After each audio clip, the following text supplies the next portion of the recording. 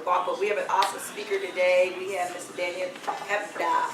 You want to pass that clip right there in front of you? Yes, pass that down. Everyone take a quiz. There's a quiz here. Okay. So for each one of those, there's a quiz and a pamphlet, and then I'll start talking when we get our food. Okay, so we have, and he's going to come before us, and he's going to give us all some legal tips. Yes. So go ahead and these are all true/false questions. So just for your own edification. Yeah, go ahead and just run through those. Before we do that, let's just give Daniel Hebda a big hand. Yes. We are so blessed to have him.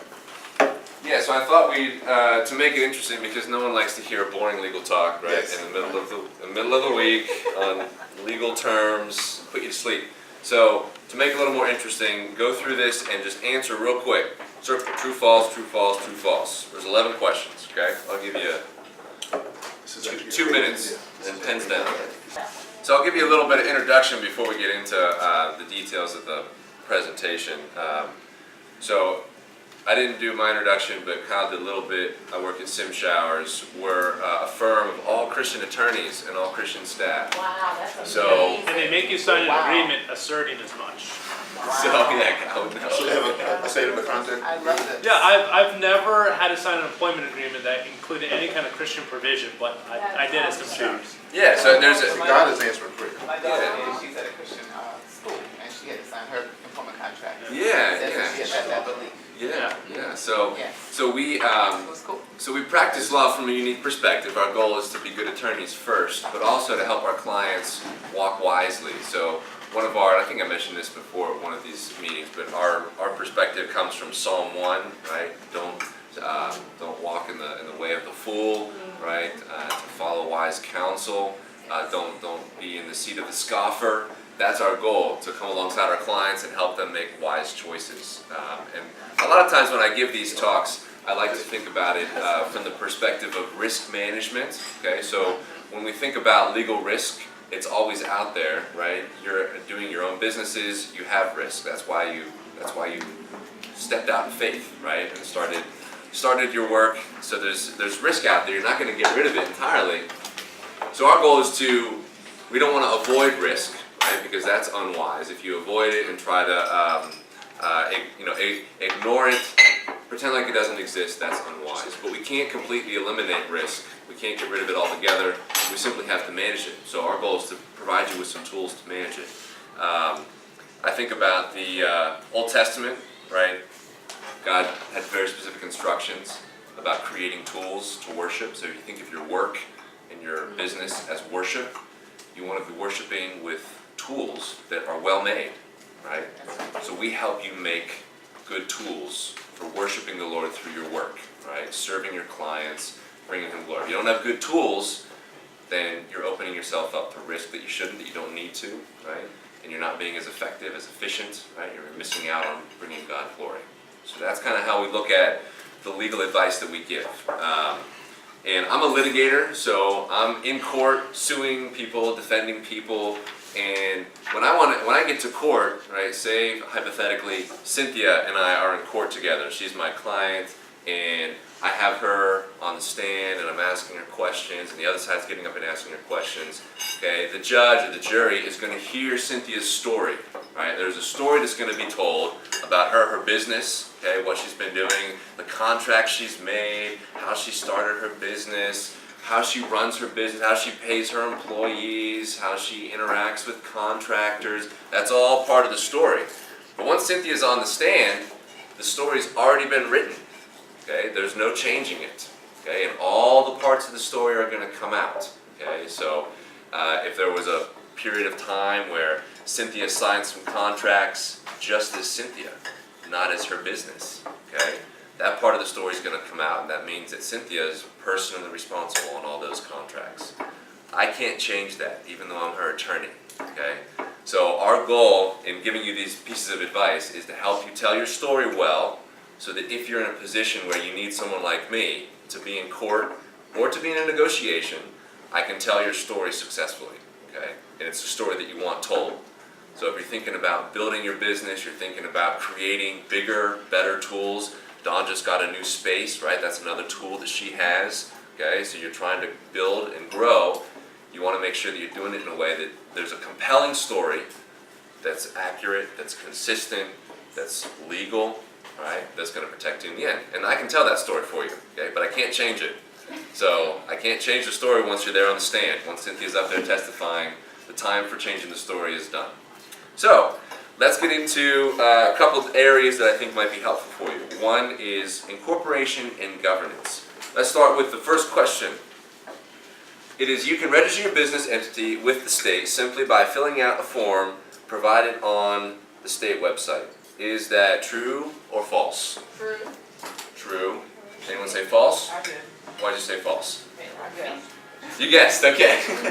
Why did you say true? Because most stuff is done online now. Also, good guess. So the state does provide a lot of forms for you to fill out, but if you don't take a couple of additional steps, then you miss out on the benefit of setting up a corporation in the first place. Okay, so the law recognizes a corporate entity, which can be a limited liability company, it can be a general partnership, it can be an S corp, a C corp. There's a bunch of different options, and they all have their pros and cons. But if you think about the general concept of a corporation, the law recognizes it as a separate person. So it's a fake person that you create and that walks around and does stuff and enters into contracts and employs people and pays people, but it's not really a person, okay? And in order to prove that that person exists, you have to do certain things and continue to do certain things. We call them the corporate formalities because they seem like they don't mean anything, but they're important to proving that that person is an actual person. And if you just go online and say you fill out, you go to the Virginia State Corporation Commission and you fill out a form, articles of organization, say, for an LLC, all right? It's a one-page form. It has like 5 or 6 articles. You can fill it out, sign it, submit it, boom, you got an LLC. I have a question about Yeah. that, because I just went through these steps. Yeah. But I want to make sure I was understanding the question correctly. The form is available online, we can do online, but we also have to go to the IRS and do the EIN. We create this invisible person Yeah. to, That's another step in the process. Oh, okay. Yeah, that's another step. That's another step in the process. So the IRS issues an employer identification number once you've got a separate entity. Okay, you can also use one individually, but if you've got an LLC, you can go and apply for that. But for an LLC even, you go online, you file your articles of organization, but you also need what's called an operating agreement. Okay, that's something the state doesn't provide you, all right? That's an agreement that says, how do you get partners? How do you bring in members, managers, who runs the company? You should also have regular meetings according to your operating agreement. Same thing for an S corp or C corp. Those are corporate entities, and you have to do the same thing. If you file with the state, you can file articles of incorporation with the state. They have a form you can fill out online. But then you also have to have a meeting of your directors. You've got to bring the directors together. You've got to have an official organizational meeting. You've got to have minutes to show that you're actually operational. And if you don't do that, then it's possible that you don't have an actual corporation. And all those agreements that you thought you were entering into as a fake person are really agreements that you're entering into as yourself, Diamond, right? Or as the board of directors. All of them individually are entering into this contract and incurring all these liabilities, all right? So you can, yes, go online and fill out a form and file something with the state and pay the filing fee, but usually that's not the end of the process, okay? And you miss out on what, in the law, the courts recognize as a corporate shield. So if you set up a corporation, a corporate entity, whatever one you pick, it's a shield for you personally, right? It protects you from liability. So you can sign agreements on behalf of the corporation, you can employ people on behalf of the corporation, you can incur tax liability, pay taxes, contest tax liability on behalf of the corporation, and get insurance for the corporation, and that protects you individually, okay? But it's a big risk if just you are operating everything and you're not observing the formalities for the corporation, and you're maybe mixing your bank accounts, right? That's one that the courts will look at and say, if you've got a personal bank account and you're paying all the expenses of the corporation out of your personal account, then they'll say, well, I really don't think you have this fake person here. I think it's really just you. And they call it piercing the veil. So they'll pull the veil back and they'll say, nope, there's no corporation here, it's Cynthia or it's Diamond, right? And they'll just collapse it all together, and then you're gonna be the one that's responsible. So when you think about how you're setting up your business, you don't have to have a corporation, you can just do it as a sole proprietor, but if you're setting up a corporation or an LLC or a partnership, you need to make sure that you observe the formalities, okay? So the answer is true, but you have to make sure, you got it right, you have to make sure that you observe the formalities so that you have the protections of a corporation. Otherwise, it's not worth it, okay? You're wasting your time. Okay? Number two, before I ask number two, who can tell me what a registered agent or resident agent is?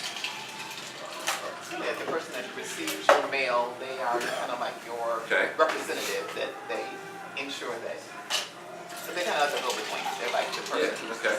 willing to receive communications from the state on your behalf. Okay, true, yes. So a resident agent or registered agent, depending on what state you're in, is someone who receives notices. The main thing that they receive would be some sort of tax notice from the state or from the IRS, and lawsuits. Okay, so if you get served or if there's a complaint that's filed, how are you going to know?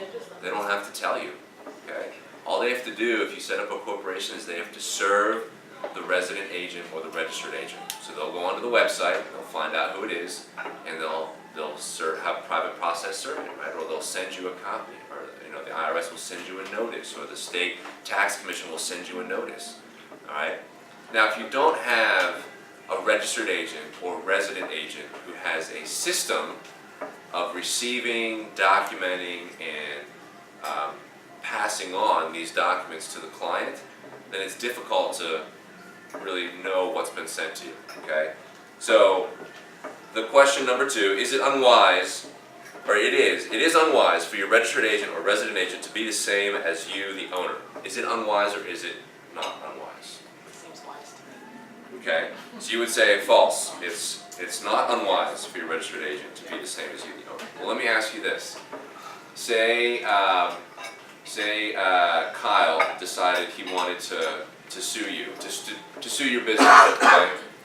And so he files a lawsuit. Okay, he looks up your company on the State Corporation Commission website. Okay, he finds the resident agent is listed as you. Okay, and it's your house. Okay, so he decides he's going to send a copy and serve a copy at the house, and the copy gets sent there, and somehow it gets lost. Your dog grabs it and runs out with it, or it gets served on your husband and he doesn't know, and so he tosses it on the side. Okay, you don't hear about it, and then a couple months go by and you get a garnishment notice. Okay, and your employer gets a garnishment notice. Your company gets a garnishment notice saying you have a default judgment against you in the tune of $20,000. Kyle thinks you owe him. Okay. I love those. Yeah, and so now your employer, Thanks, Kyle. yeah, is gonna sees that and says, all right, we're gonna start taking money out of her paycheck. Okay, or you go to sell your house. Okay, or you go to buy a house and you realize that Kyle docketed a $20,000 lien. Okay, already.